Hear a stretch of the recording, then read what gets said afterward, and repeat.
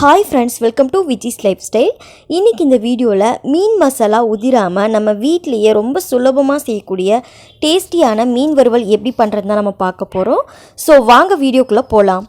வீடியோக்குள்ள போறதுக்கு முன்னாடி என்னோட சேனலை இப்போதான் ஃபர்ஸ்ட் டைம் பார்க்குறீங்கன்னா மறக்காம சப்ஸ்கிரைப் பண்ணிடுங்க. கூடவே இருக்க அந்த நோட்டிஃபிகேஷன் பெல் ஐக்கனையும் கிளிக் பண்ணிடுங்க. ஸோ அப்போ தான் நான் ஃப்யூச்சரில் அப்லோட் பண்ணுற வீடியோஸ்லாம் நீங்கள் தவறாமல் பார்க்க முடியும். இந்த ஃபிஷ் ஃப்ரை பண்ணுறதுக்கு ஃபஸ்ட்டு வந்து நம்ம மசாலா ரெடி பண்ணிடலாம். ஒரு ஜாரில் 1.5 ஸ்பூன் அளவுக்கு இஞ்சி பூண்டு பேஸ்ட் லைட்டாக தட்டி ஆட் பண்ணியிருக்கேன். அடுத்ததாக 1 ஸ்பூன் அளவுக்கு மிளகாய் பவுடர் எடுத்திருக்கேன். உங்களோட காரத்திற்கு ஏற்ப நீங்கள் கூடவோ குறைச்சிக்கவோ செய்யலாம். அடுத்ததாக கலருக்காக நான் 1/2 ஸ்பூன் அளவுக்கு காஷ்மீரி மிளகாய் பவுடர், 1/4 ஸ்பூன் அளவுக்கு மஞ்சள் தூள் ஆட் பண்ணியிருக்கேன். கொஞ்சமாக வந்து தேவைக்கேற்ப உப்பு ஆட் பண்ணிக்கலாம். அடுத்ததாக 2 ஸ்பூன் அளவுக்கு கார்ன்ஃப்ளவர் மாவு ஆட் பண்ணிக்கோங்க. கார்ன்ஃப்ளவர் மாவு இல்லை அப்படின்னா நீங்கள் அரிசி மாவு கூட நீங்கள் ஆட் பண்ணிக்கலாம். அடுத்து வந்து ஆஃப் லெமன் வந்து நான் லெமன் ஜூஸ் இதில் கொஞ்சம் ஆட் பண்ணிவிட்டு 4 ஸ்பூன் அளவுக்கு ஆயில் ஆட் பண்ணிக்கிறேன். ஆயில் ஆட் பண்ணிவிட்டு இதை வந்து நல்லா நைஸாக நம்ம வந்து பேஸ்ட்டாக அரைச்சி எடுத்துகிட்டு வந்துடலாம்.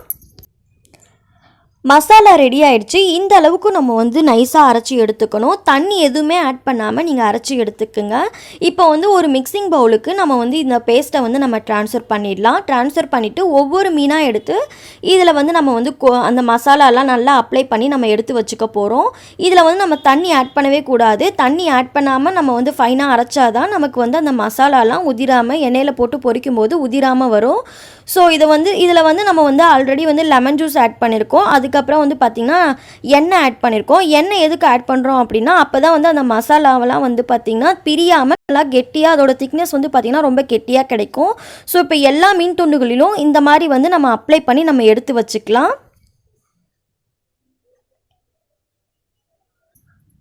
மசாலாலாம் அப்ளை பண்ணிவிட்டு நம்ம இதை எந்த அளவுக்கு ஊற வைக்கிறோமோ அந்த அளவுக்கு அந்த மசாலாலாம் அந்த மீனில் இறங்கும்.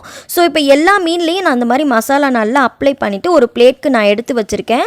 இதை வந்து நீங்கள் வந்து ஒரு ஃப்ரிட்ஜில் வந்து ஒரு 2 hours வந்து நீங்கள் ஸ்டோர் பண்ணிவிட்டு அதுக்கப்புறம் நீங்கள் ஆயிலில் பொரித்து எடுத்துக்கலாம். அப்படி இல்லை அப்படின்னா மினிமம் வந்து நீங்கள் வெளியில் வந்து ஒரு 30 minutes ஆகுது நல்லா ஊற வச்சுட்டு அதுக்கப்புறமா நீங்கள் இதை பொரித்து எடுங்க. நான் இப்போ ஃப்ரிட்ஜில் 2 மணி நேரம் நல்லா ஊற வச்சு எடுத்திருக்கேன். ஸோ இப்போ ரெடி ஆகிடுச்சு. நம்ம வந்து இதை ஃப்ரை பண்ணி எடுத்துக்க வேண்டியதுதான். ஒரு பேனில் நான் கொஞ்சமாக ஆயில் ஊற்றிட்டு அதில் வந்து நான் இந்த மீன் துண்டுகளெல்லாம் போட்டு பொரித்து எடுத்துக்க போகிறேன். உங்ககிட்ட தோசை தவா இருந்துச்சுன்னா நீங்கள் தோசை தவாலையும் போட்டு எடுத்துக்கலாம். இல்லை கடாயில் நீங்கள் ஆயில் ஊற்றிட்டு ஆயிலில் கூட நீங்கள் இதை பொரித்து எடுத்துக்கலாம். நான் கொஞ்சமாக ஆயில் விட்டுட்டு இதை வந்து நான் அந்த மாதிரி டீப் ஃப்ரை பண்ணி எடுத்துக்க போகிறேன். இதில் வந்து நீங்கள் வந்து ஃப்ரிட்ஜில் வைக்கிறீங்க அப்படின்னா ஃப்ரீசரில் வைக்க வேணாம், நார்மலாக ஸ்டோர் பண்ணுங்கள். இப்போ 10 minutes ஆகிருக்கு. நான் வந்து திருப்பி போடுறேன். இது வந்து நம்ம லோ ஃப்ளேமில் வச்சு குக் பண்ணணும். லோ ஃப்ளேமில் ஒரு 10 minutes வந்து நீங்கள் வெயிட் பண்ணி அதுக்கப்புறமா நீங்கள் இதை திருப்பி போடுங்க. அகைன் ஒரு 10 minutes வெயிட் பண்ணி அதுக்கப்புறமா நம்ம வந்து திருப்பி போட்டுட்டு நம்ம எடுத்துக்கலாம்.